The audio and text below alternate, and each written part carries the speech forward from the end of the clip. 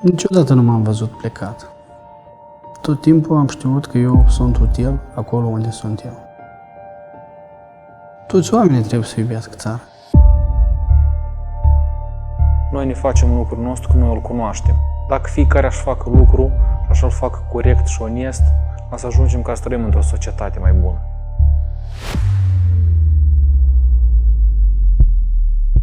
Призвание, наверное. Только призвание. 112, ce urgență aveți? Infarct cu pedopamină. Допамин пишет автомат, а еще и физкурат.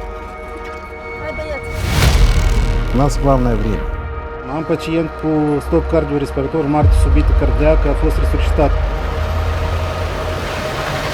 Da, asta e mai prima ca toate liniile.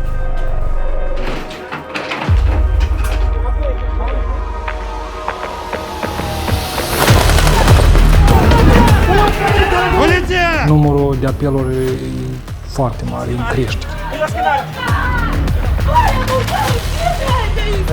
Doamne ferește! До решения суда права остается в судебную инстанцию. Ambulanța e adrenalin. Ambulanța e, hai să zicem, și romantică. Cine agresează vecinul cu ciocanul? Răbdărie de caracter, trebuie disciplină. Vă vrei spun că eu sunt polițist. Oamenii nu cred, eu nu pot înțelege cum așa.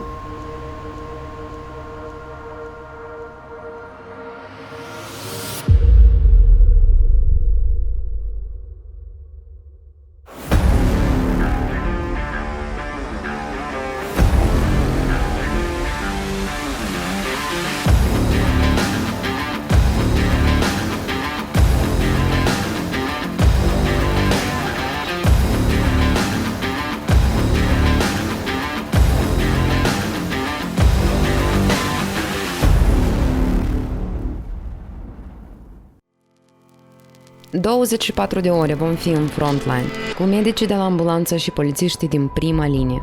Так, готовы? 3. Astăzi în frontline. Figurația ventriculară aia. Амидарон 300. 300, da. Я возила коллег своих, тяжелых. Lupta continuă pentru viață și ordinea publică. Что первая попалась под руку, получается ее шея.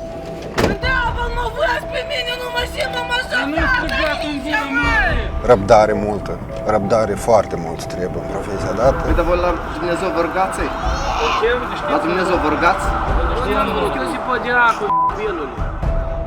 Poate fi depistat chiar și în adiacent, poate fi depistată geanta. Cine ar putea să se implice pentru ca să nu rezolvați problema, dar să preveniți cauza? O viață obișnuită a unor oameni speciali. Suntem la substația centru a ambulanței. Începem tura cu echipajul de terapie intensivă. Меня зовут Максим Порожнюк. Функция врач бригады, реанимационной бригады и терапии интенсива. Оп, извините. Noștri. Da. Da. Interviurile cu medicii deseori sunt scurte. Zilnic, un echipaj de la ambulanță primește peste 15 apeluri de urgență.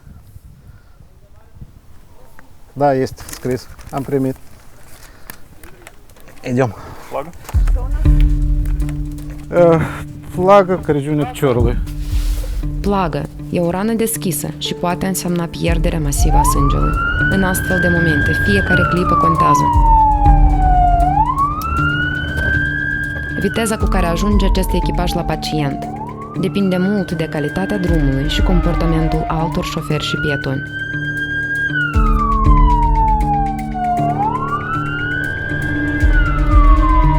Orașul este relativ liber. Ajungem în 7 minute la chemare.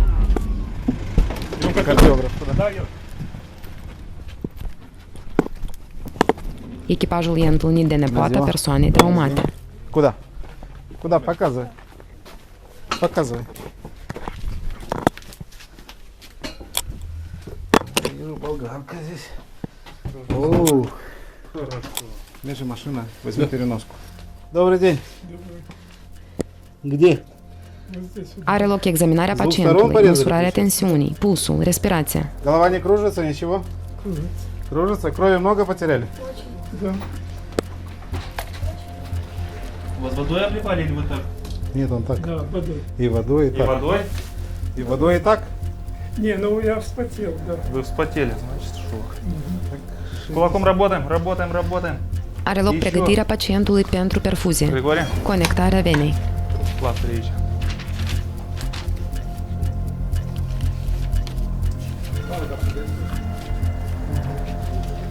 Кулак сожмите. Încă o bucată de пластырь. Și o bucată de bинт, el nu ține din el, e ud. Да. Руку не забирайте. Руку так и оставьте. Голова сильно кружится?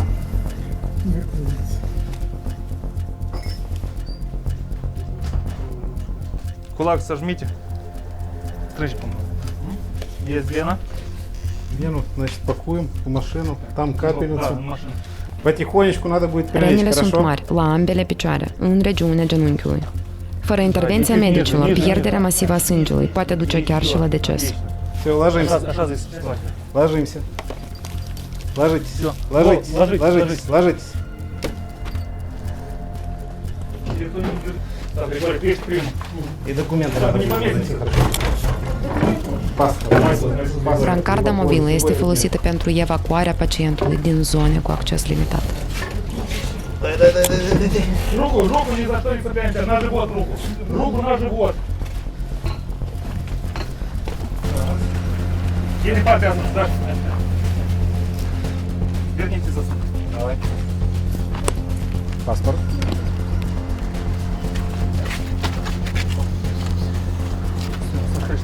Так, готовы? Три. Есть я? Есть.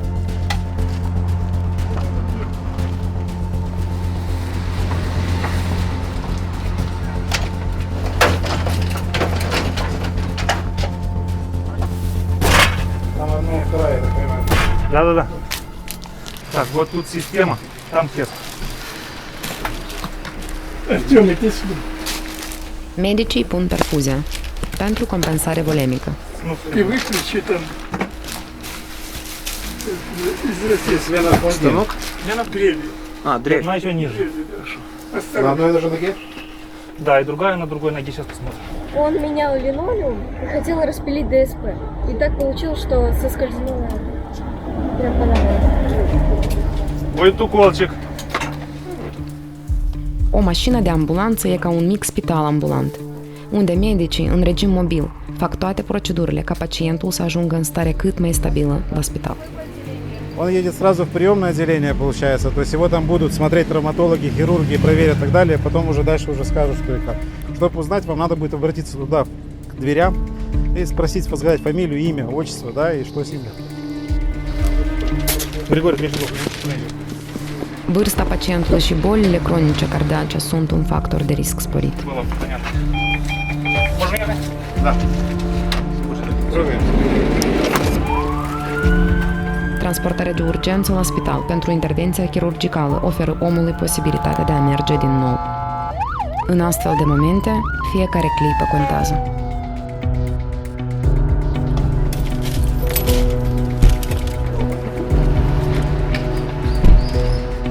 Domnul a lucrat, pur și simplu, a făcut lucrurile de acasă, spune, a lucrat și s-a traumat și a făcut două plaji mari, regiunea genunchiului și pe dreapta și pe stângă. A fost o hemorragie masivă, a scăzut tensiunea undeva la 70-40 și noi am fost nevoiți să transportăm pacientul pentru investigație, mai departe și pentru intervenție chirurgicală, cred. Acum se vine felcerul deja cu sanitarul, se vine cu brancarda. Brancarda, din cauza că a fost murdară din sânge, trebuie să fie prelucrată, îi spală cu apă, cu dezinfectanță, îi prelucrează tot. Pe urmă, iarăși să închidem și să așteptăm chemarea.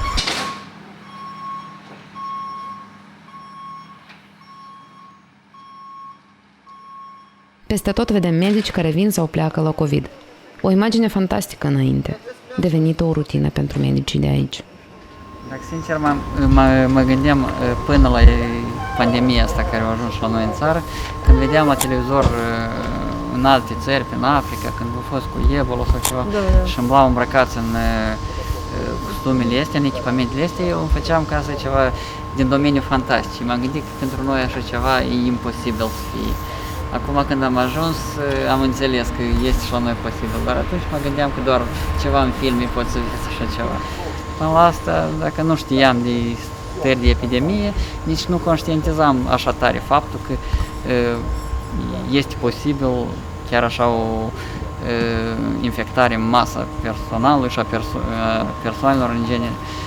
Dar iată, odată cu pandemia asta, am înțeles că într-adevăr protecția personală în acest moment e crucială. În luna martie, medicii de la ambulanță erau primii care au îmbrăcat costumele de protecție mergând la oamenii cu simptomatică de COVID. Pandemia cu COVID-19 a luat viața a 58 lucrători medicali și peste 9.000 s-au infectat. Lupta cu virusul continuă în fiecare zi și, spre mare regret, numărul celor îmbolnăviți este în continuă creștere. Я возила коллег своих тяжелых, которые после этого ушли из жизни.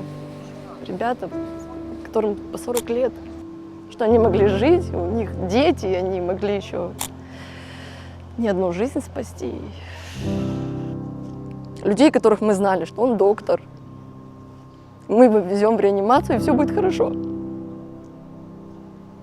А потом мы узнавали, что они интубированы, и все. Приготовил кислород? Нет. Да, они тоже ездили на вызова, они помогали людям. Это самое, что произошло вот, и что еще будет происходить. Потому что оно же не остановилось. Ну, что делать? Такое призвание. Мы его сами себе выбирали. Нас туда никто... Ну, знаете, я с детства хотела быть медицинским работником.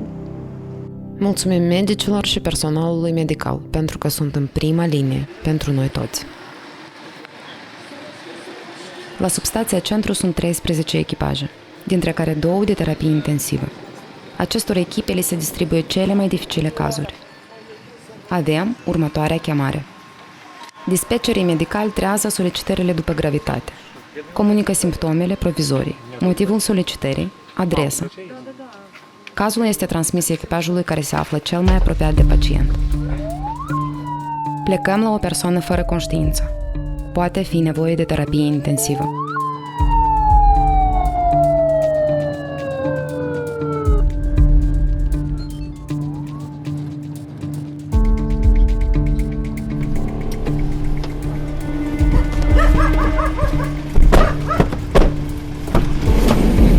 Дианта Мини, кардиограф, дефибрилятор, Дианта, мерзим. Țineți, câinii țineți.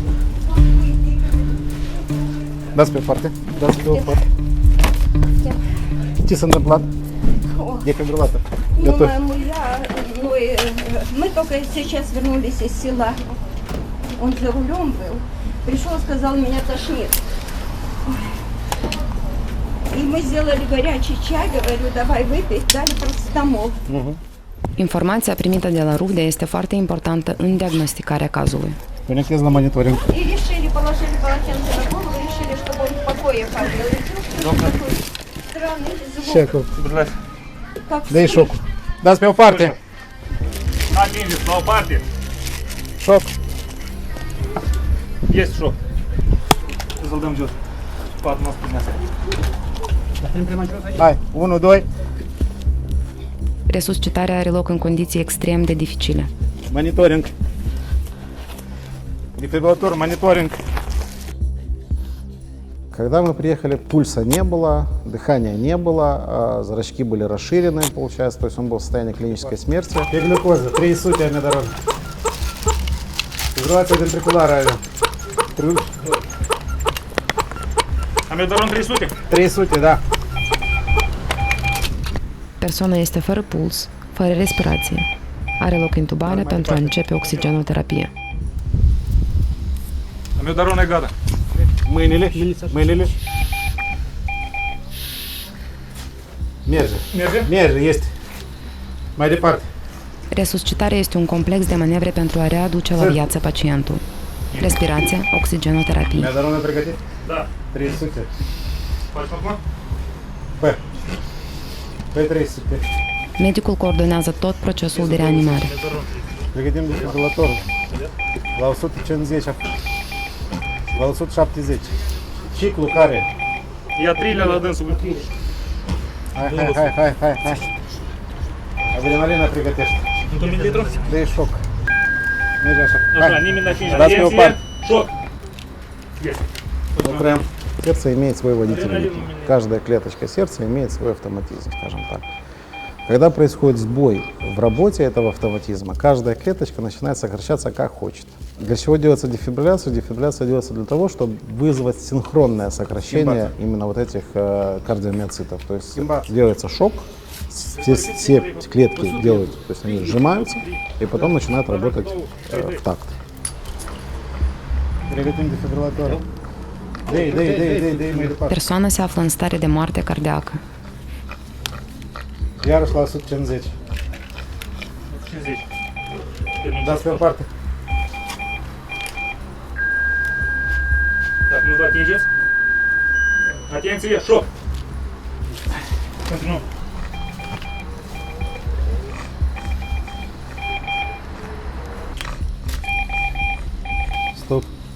Stop, analiză. Stop analiza înseamnă momentul evaluării stării pacientului pentru decizia următorilor pași de resuscitare. Aveam pacientul cu ritm mediu-ventricular. Pulsul 40. Puls este? Puls periferie. Periferie nu-i. Pe crotoare pune. Dai pulsul mediu-ventricular 39. Aici adrenalină. Faci adrenalina. Într-un mililitru? Da. Într-un mililitru. Un echipaj de la ambulanță este o echipă de oameni care lucrează în tandem permanent. Hai mai departe. Medicul este cel care coordonează toate deciziile, dar fiecare dintre ei are rolul său crucial. Stop. Analiză. Idioventricular, dai pulsul nu-i. Încă un adrenalin? Este pe curătoare. Sunt pulsul. Nu. Nu? Nu. Încă un adrenalin? Faci încă unul. Încă un adrenalin. Este pe curătoare. Получается, если бы не было бы у нас дефибриллятора или не было бы кардиографа, мы бы сказали бы, что он умер. Потому что пульса нет. Пульса нет не только на, как бы на периферии, то есть нет пульса и центрального, то есть нет на каротида. Зрачки расширены, они на свет не реагируют. Дыхания нету. То есть раньше просто прикладывали зеркальце и смотрели, дышит, не дышит. Здесь дыхание было ноль. То есть можно было сказать, что человек умер. Fiecare echipaj de la ambulanță este dotat cu defibrilator și cardiograf, care ajută în salvarea sute de vieți.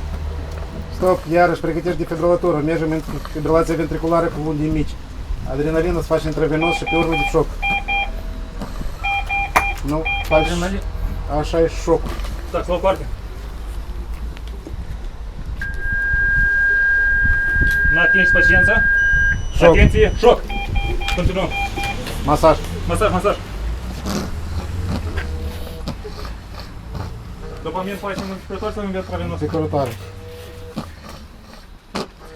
Și nu-ți mai duc încă o Stop, soluție. analiză. Este puls?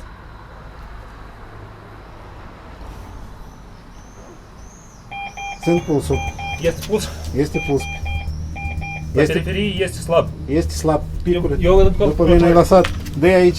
Eu mă duc să aduc altă curătoare, mă duc să urmăresc. Asta e 985, am așa o problemă. Am pacient cu stop cardiorespirator, moarte subită cardiacă, a fost resuscitat. Și întreb la care spital să mă duc. Mă duc la mai aproape la urgență sau puteți să anunțați acolo că se așteaptă pe noi? Reanimarea cardiopulmonară a durat peste 25 de minute. Echipa reasamblează utilajele de terapie intensivă. Sunt peste 50 de kilograme de echipament.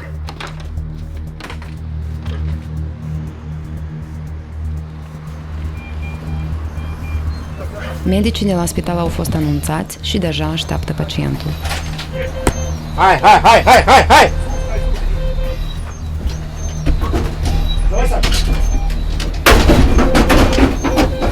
Pacientul continuă să fie conectat la abord venos și masca de oxigen. O schimbat aici? L-au pus la presiune? Ia ICP. Unde e șofer? Mergem la centru cardiologic totuși, nu mergi. Mergi sus. Mergem între noi.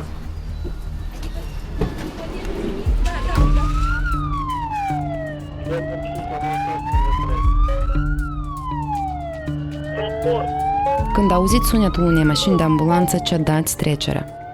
Fiecare secundă câștigată în trafic poate salva o viață. Ajungem la Institutul de Cardiologie, unde deja suntem așteptați. Infart cu... Da. Stai! Hai, înseamnă că te-am văzut.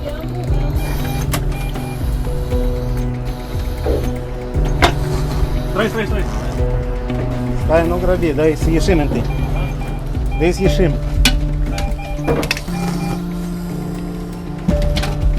Stop, pe loc. Hai să întoarcem. Hai, da. Pe după mine. După mine e automat, aici e fiu curat. A fost glucoză și încă 2 fiu. Так, doctor Busani. Ține ușa. Problema ușilor în spitalele din Moldova este una istorică. Так, doctor, сразу направо. L-ați găsit în stop. Noi am găsit în stop cardiovascular, fără tensiune, fără respirație, cu fibroază ventriculară, cu unde mici. Noi m-am desfibrilator și am lucrat. Și aia care și după istoria stabilit. Respiră? Respiră singur. Așa. Ia zi jos, un lucru după vedeți. 1, 2. Echipajul transmite toată informația medicilor de la Centrul de Angioplastie. Pulsul s-a părut periferie și... Așa soția i-a spus, că a fost la sat. A venit după sat, a venit acasă, a lucrat puțin fizic și după asta a spus că s-a părut durere în piept și a căzut jos. Medicii de aici vor continua stabilizarea pacientului, diagnosticarea și intervenția chirurgicală.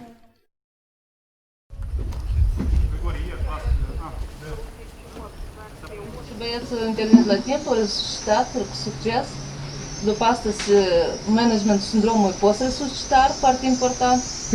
Adică după resuscitare nu se termină. Riscul rămâne foarte mare iar să dea stop cardiac. Și un management corect, adică au permis să mențină funcțiile vitale până să fie aici transferat la centrul de angioplastie, centrul republican, adică suntem numai în Chișinău, unde sunt șansele reale pentru pacienți să supraviețuiască și să refacă după infarct. Și acum deja s-a chemat echipa, pacientul se stabilizează și se pregătește pentru operație.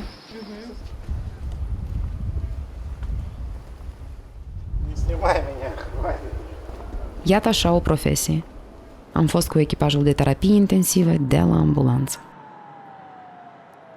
Începem tura de noapte la poliție. În Republica Moldova activează peste 9.000 de polițiști, dintre care 1.589 în municipiul Chișinău.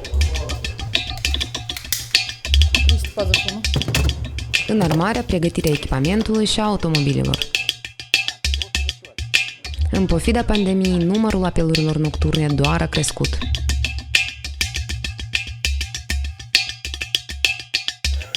Grăiești, spune. Eu dacă e învățat. O trecut lecții. Doar în anul 2019, 112 a recepționat peste 8.000 de apeluri pe cazuri de violență domestică. 70% din acestea sunt comise în stare de ebrietate.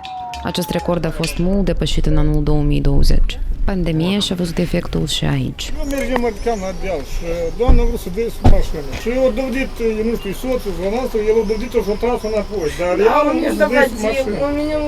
Он меня душить начал. Конфликт чисто такой, но когда я увидел, что она выходит на дорогу и прыгает по таксиста, что первая попалась под руку, получается ее шея. Нет, руки были за спиной. Видели, он не брал за шею меня, когда За руку как бы Не ври, вот сейчас ты не ври. За какую руку? Вот теперь будем разбираться.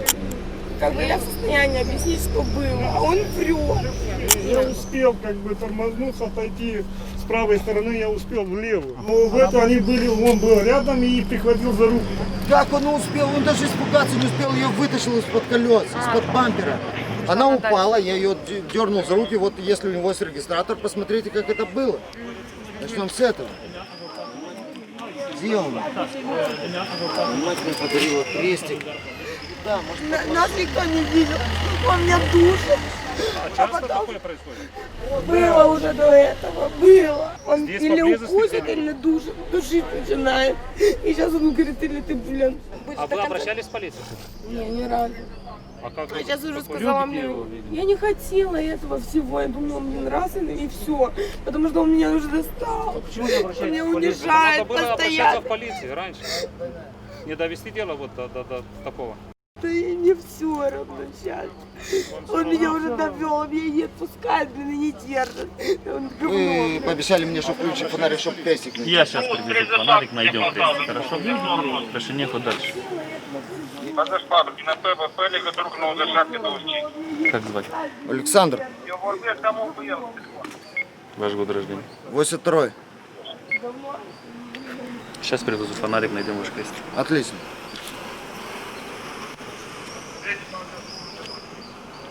Еще и маму мою так оскорбляла, я извиняюсь. Чисто по-человечески. Обращаюсь вот к людям. Что вы сделали, если к вашей бы матери послали на 3 советские буквы X, Y и знак великой математики? И что бы произошло дальше? Я на нее палец не поднял. Никогда и ничего, я поругался с матерью. Что за крестик у вас был? Деревянный крестик обычный. Мать подарила крест. Вот тут она меня дергала. Ну, заявление не буду написать на него, что он... Я вам говорю, как оно есть. Но я заявление не буду писать на него. Чтобы его посадили, я не хочу. Лучше меня психиатрическую. Я не буду писать на него. Я могу, буду, все будет. Но я не буду. Пусть живет своей жизнью. Просто вызовите скорую, да, вызовите скорую, я поеду в больничку. И просто... А? Психиатрическую. Victima declară că ar vrea să fie internată la spital. Polițiștii ne spun că multe din victime nu depun plângere sau o retrag din frică ca agresorul să nu repete violența. Что это сейчас должен прийти домой и маме показать, что у меня нет креста, у меня только остался шнурок? Значит, я не прав. По-любому я не прав. Как я могу сделать иначе? Это не смешно. Это ваши соседи? Я не знаю. А тогда что делать будете? Не знаю, пусть милиция пусть и решает, что мне делать. Это же власть. Вот пусть власть и решает, что мне делать Это дальше. же ваша семья. Да, конечно. Вот. Меня комары как раз начали кусать. Он довел меня. Conform legislației în vigoare, până la eliberarea ordinului de restricție, agresorul nu poate fi reținut mai mult decât pentru 3 ore. Și desigur că multe persoane sunt care se liniștesc. Dar sunt mulți care el se duce acasă și se duce, aha, tu ai sunat poliția, vin încoace. Și se duce acasă și îi mai ceva decât am fost prima dată. Fiecare caz este individual și consideră că, adică, ei, las că astăzi s-a îmbătat și m-a bătut, las că mâine a strezat și a-și ceară scuz și a-ți treacă. Dar nu există, că chestiunile astea de violență în familie, ele mocnesc. Și într-o zi când buhnește focul, eu am avut caz cu familia la Botanica, când el în permanență o bătea și într-o seară vecinii a sunat că s-au auzit gălăgii la ei, dar când i-a deschis ușa, soția deja, fiind în legitimă apărare că el încerca să o stranguleze, l-a tăiat în inimă și el a murit. Și deja și-a primește, copilul a rămas singur pe drumuri, soția, dosar penal deschis pentru omor, din imprudență sau independență acolo cum a calificat instanța de judecată, el mort, și un copil cu traumă psihologică pe viață, care a fost martor la toate acțiunile este an, și aici ținem de chestiunea cu tărăgănatul, cu scrisul cererii și mergerea până în pânzele albe. Și adică cel mai mult din situațiile astea au de suferit persoane terțe. Nu suferă anume persoane care sunt implicate în conflict. În permanent sunt persoane terțe care au de suferit. Și aici ei nu realizează. Și majoritatea de astea care suferă, astea sunt copiii. În permanență, dar copiii cu psihica lor și de ce avem foarte multe cazuri de astea, de ce avem multe cazuri copiii fug de acasă, avem multe cazuri de tentative de suicid, chiar și suicid în rândul copiilor. Asta se reflectă totuși foarte mult cu ce ține chestiunea de violență în familie. Undeva, cândva ceva a fost care pe dâns și macină și să ajunge la situația care o avem. Mergem la o adresă ce a devenit casă pentru mulți copii fără adăpost, evacuați de la stadionul republican. Apropiindu-ne, vedem multă grabă în jurul persoanei bătute.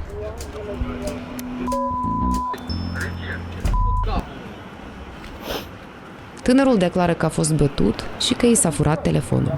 I-a oferit telefonul. Cine a luat telefonul omul? Nu știu, m-a ascultat. Deci noi nu ne-am trezit din somn. Ei s-au bătut aici spre 4-5 erau și el era singur. Ei s-au luat la bături. După asta lui i-a tras un cior în chept, el a chicat jos. Eu nu puteam să mă vin în șer de la vreo 5 minute așa iam.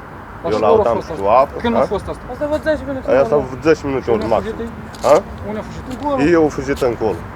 Gata, văd că ne-am înțeles. Tu arăți încolo, tu arăți încolo. Parcă sunteți la... Probabil, având puțin timp, bănuiții nu au reușit să împletească o istorie comună. Asta nu știu să lămurim cu telefonul. Salvarea să o chem sau nu? Nu trebuie. Eu nu mă stau așa de rău. Tu ai căzut cu capul de asfalt, de metru. Da, am căzut, dar nu mă stau așa de greu. Dar e tare? E tare, dar cum nu e tare? La tine e precis că e... Chemați. E comod. Dar nu chemați. Diamant 5 la 12. De că el a venit până în coace, zi, nu aruncă un telefon pe aici. Adică cruță 2 pe 4, vă rog, salvarea. I-am bate aici pe școală. Luați, vă rog, țicanii, ăștia. Da, mersi. Țicanii să lămurim. Între victime și bănuiți apare un conflict. Persoanele declară că băiatul a fost bătut de altcineva și tot ei au furat lucrurile personale. Eu-ți-am furat ceva, dar bă, e ceva de tău aici. Deci unde am ieșit din tufare și...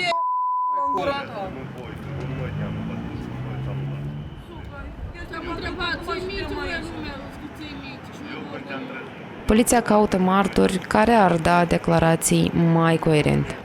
Paznicul hotelului Cosmos declară că nu a văzut nimic, iar camere de luat vederi nu sunt instalate. Erau, vă spun, erau 4 pațanași și 1 mezi rost. 5 erau citări. Uite, strimi mergeți la Bulgară. Eu nu mă nicăieri așa. Dar nu mă duc în nicăieri să mă duc cu bă. Eu dacă mă uitați pe cameră, tu și-a mergi. Și l-am și căutat. Cine ești tu? Cine ești tu? Cine ești? Cum te numești? Virginia. Familie. Documentele. Acte. Unde acasă? Înseamnă că pentru identificare dumneavoastră să mergeți la inspectorat de poliție.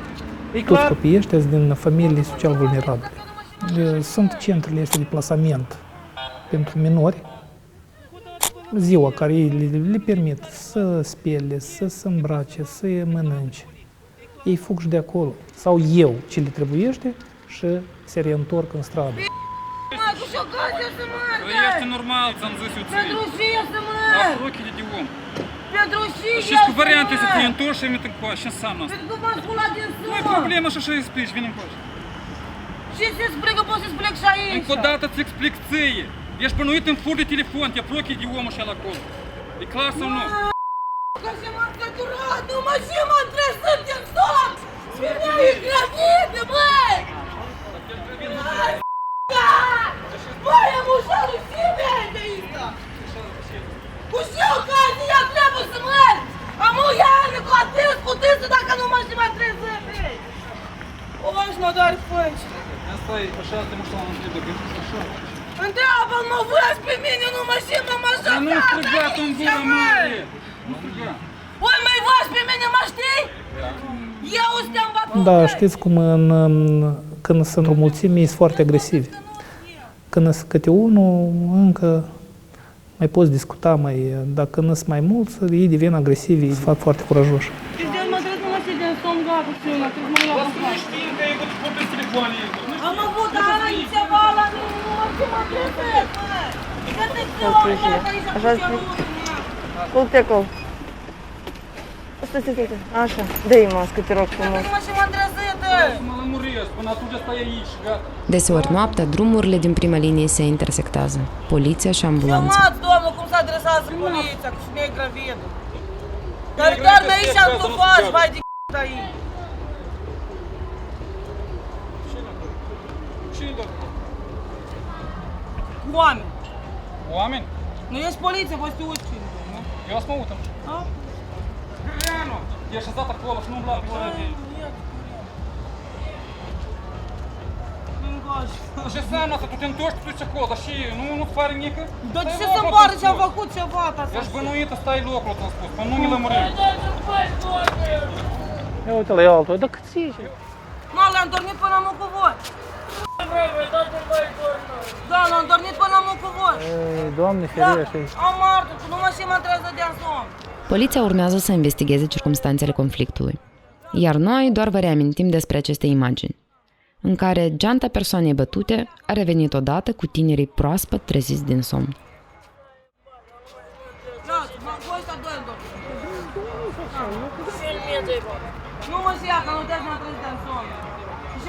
Acești tineri au fost evacuați de la stadionul republican.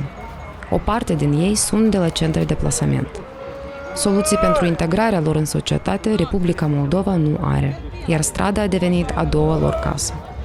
Sau chiar prima. Давай посмотрим, что у тебя тут. Еще одна темпорала. Маленькая. Вот тут. Поэтому все.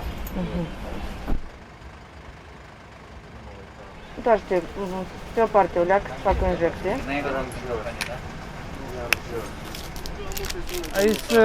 Aici se duci, aici că dai explicat ce-a fost, cum a fost.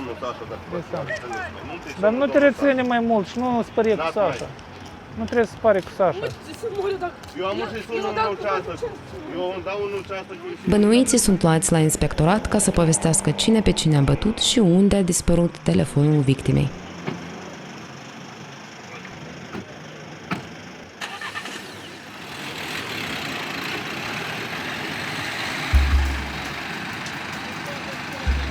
Solicităm salvare la Ștefan cel Mare 6 Iar noi plecăm mai departe. Avem încă un apel în fața altui hotel.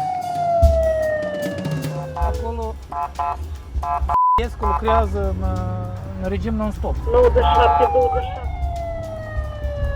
Și strânge contingentul special. Chiar, într-adevăr, sunt foarte multe solicitări. A poliția, salvare.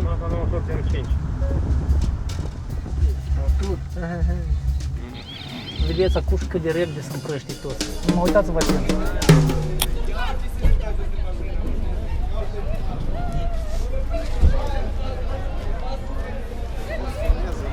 Bună ziua! Bună ziua! Cred că domnii ăștia toți erau aici și nici unul nu știe că minim a lovit cineva. Dar nu știți cine v-a lovit? Poftim? Știți cine v-a lovit? Eu nu cunosc. Dar unde ei au Eu fugit? sunt venit vacanțe de loc. Dar sincer și eu am fost plecat aici 4 zile în urmă. Fără grup. Și chiar știu și persoana care... Dar cine e aici? Se ocupă cu așa ceva? Deci, am un... Ați fost și cu geantă? Da, cu geantă. E transparent, așa, uite, așa, pătrată, două telefoane înăuntru, bani, pound și lei și geantă. Persoana declară că a fost bătută și i s-a furat geanta și 2 telefoane mobile. Și nimeni nu a văzut. Nimeni nu a văzut. Ia uitați, nimeni nu a văzut. Asta e Moldova. Este important de reamintit că suntem în centrul orașului Chișinău.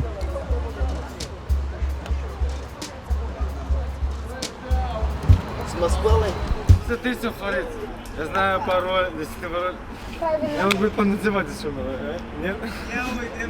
Я прикалываюсь. Я просто разжал обстановку, то, что происходит. Strâng toți în adiacentul magazinului dat. Servesc băuturi alcoolice. După care, dacă observați, aici sunt grupuri diferite. Mai beți, mai în stare de ebrietate, mai puțin în stare de ebrietate. Și apar, iată, conflicte, după care persoane bătute, certuri și tot așa. Tot problema asta, dacă să o luăm așa, e problema în magazinul dat. Comercializează băuturi alcoolice. Deseori când vine poliția, Părțile care s-au certat prind la curaj. Uite, voi la Dumnezeu vă rugați? La Dumnezeu vă rugați? Da. Dumnezeu, Iisus, Iosif Odiacul în fața ta. Să repoză, Iosif Odiacul, flăcăul. Dumnezeu când îți rogi la tine, poftim? Poftim ce? Vreau să te rogi la Dumnezeu sau nu? Domnul Iosif Odiacul, felului. Nu vă numesc cu cuvinte, oameni buni. De ce provocați, domnul? De ce provocați? Păi bine, nu-i provocare. Dacă stăteau toți liniștiți și așteptăm salvarea și grupa de documentare. Păi bine, ia uitați-vă salvarea. 15 minute, 35 minutes maximum.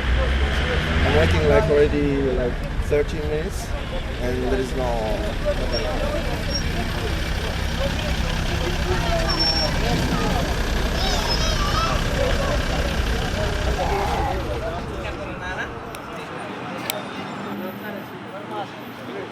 Nu să fii supărat, dar ca prost dreaptă în spate, el e prost pe denunț, până la urmă te mănâncă.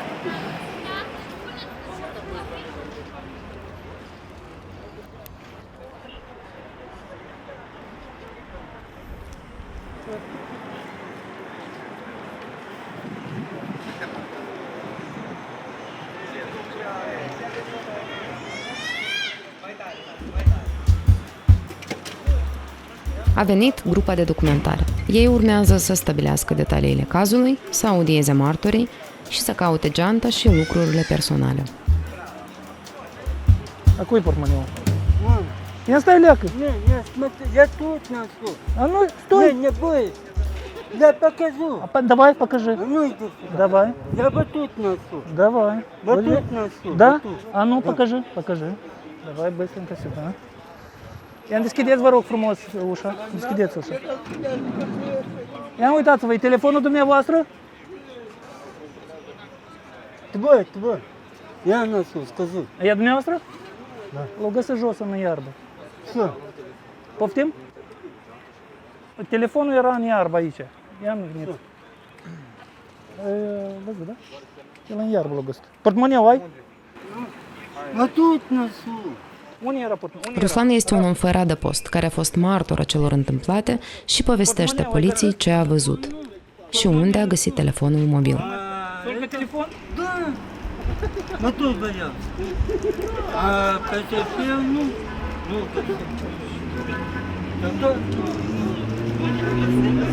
Ну, гăsă jos.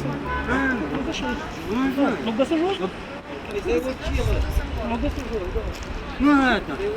Слава, Великоще, Слава. Не. Что здесь пока? Ну что, я его не делаю.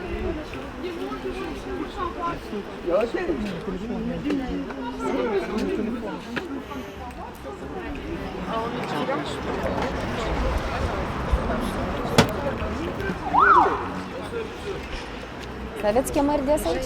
Păi că aici la dâns. Nu, dar în locul ăsta, vă cheamă des? Da. Des aici, ei постоянно aici ies. Dacă nu într-o soară pe tău, trebuie să te dezvolt. Păi geanta poate și posibil să fie și ei, eu nu știu, ei au luat-o?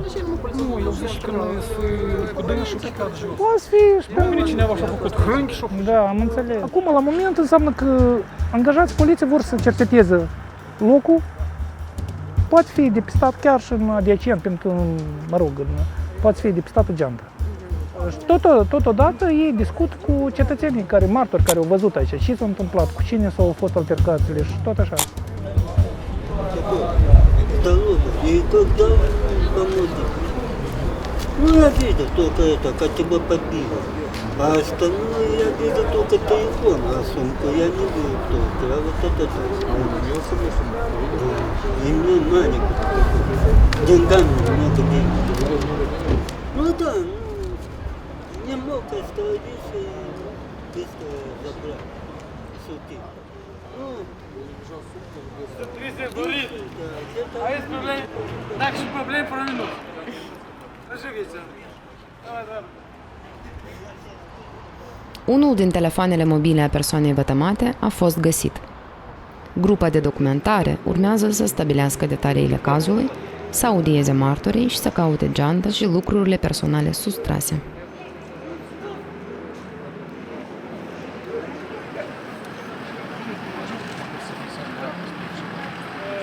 Nu știu.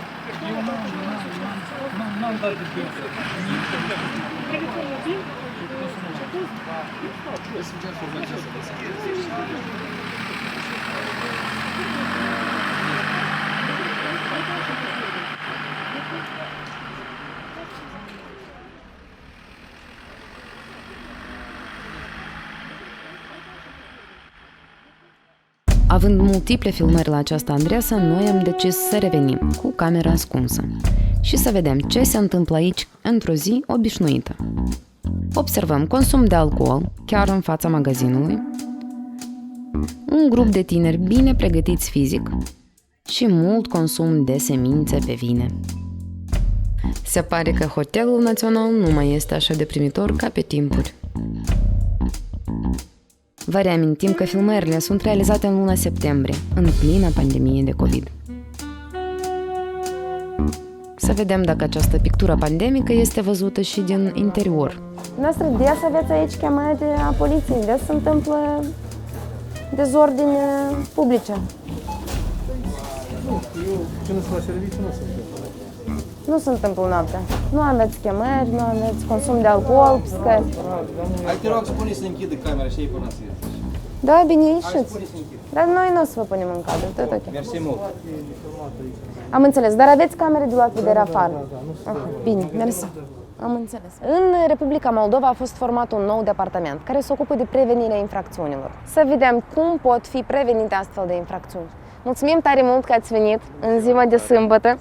Da, bună ziua. Haideți să povestim un pic despre acest spațiu. Noi acum ne aflăm chiar în centrul capitalei. Suntem într-un spațiu public înconjurat de spații private. Majoritatea încălcărilor care sunt admise anume în perimetru dat sunt persoane care sunt sub influența alcoolică și sunt sub influența alcoolului care paradoxal se vând chiar din acest spațiu și este consumat tot pe parapetul spațiului dat și în zona dată.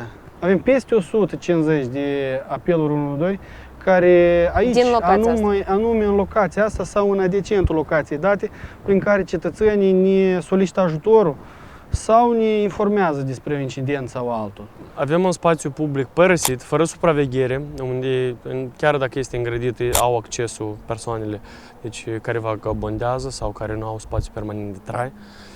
Avem un magazin care lucrează 24 de ore, deci creează un flux anumit de persoane. Avem un mediu care este destul de întunecos, cu vizibilitate redusă, deci nu avem iluminare suficientă, nu avem camere de luat vedere care să fie monitorul locului și avem centrul municipiului Chișinău, unde fluxul de oameni este foarte mare, doi, nu doar centrul municipiului, dar și loc de intersecție în câteva sectoare. Cine ar putea să se implice sau cine voi ați putea să chemați la o masă de discuții comună pentru ca să nu rezolvați problema, dar să preveniți cauza? Ar însemna că noi trebuie să creăm un Consiliu de Siguranță Comunitară, așa numim noi structurile date. Un consiliu în care se așează, în primul rând, poliția și administrația publică locală, care au cel mai mult cunoștință de cauză și sunt interesați să creeze un mediu sigur pentru cetățeni. Invită agenții economici care sunt cointeresați să schimbă condițiile mediu. Aduc persoane responsabile la diferite direcții, asistență socială, educație, deci care pot să intervină prin mandatul lor care îl au la nivel de decizie, să aduc persoane din comunitate care vin voluntar și vor să facă o comunitate mai sigură. Care ar fi soluțiile pentru acest spațiu? Iată, acum, imaginați-vă că noi avem toate resursele. Când vrei să securizezi un loc anumit, trebuie foarte mult să te uiți la infrastructura lui și cum este organizat mediul. Deci asta înseamnă, și simplu, iluminare potrivită, asta înseamnă landșaftul, tot ce înseamnă, nu știu, construcția, obiectul cum arată, camerele de luat vedere. Asta ar schimba în esență vizibilitatea, atractivitatea și ar crea precondiția că aici totuși există cineva care monitorizează. Paznicul de la acest punct comercial ne-a zis că aici sunt camere de luat vederi. Ele nu se observă din exterior. Sperăm că asta este așa și oamenii care nimeresc aici în probleme vor avea probe în instanța de judecată că au fost atacați de unii sau de alții. Dacă aici nu sunt camere de luat vederi, Domnii de la Departamentul de Prevenire ne zic că ar fi bine ele să fie instalate pentru că asta previne riscurile infracționale. Să sperăm că agentul economic, văzând această emisiune, va lua măsuri pentru a preveni consumul abuziv de alcool aici, în orele de noapte, și că o să avem un centru a orașului mai calm, mai curat. Și da, asta este responsabilitatea și a lui și a noastră, a tuturor, pentru că cu toții suntem în prima linie. În următorul episod, viața de noapte și de zi din prima linie a vieții și securității. Dureri, la moment aici nu. Calitățile necesare pentru a fi în prima linie, caracter, trebuie disciplină. partea personală a profesiei și cum lucrând uniți aducem schimbarea spre bine. Atât pe zona respectivă, cât și în zona 24 Frontline.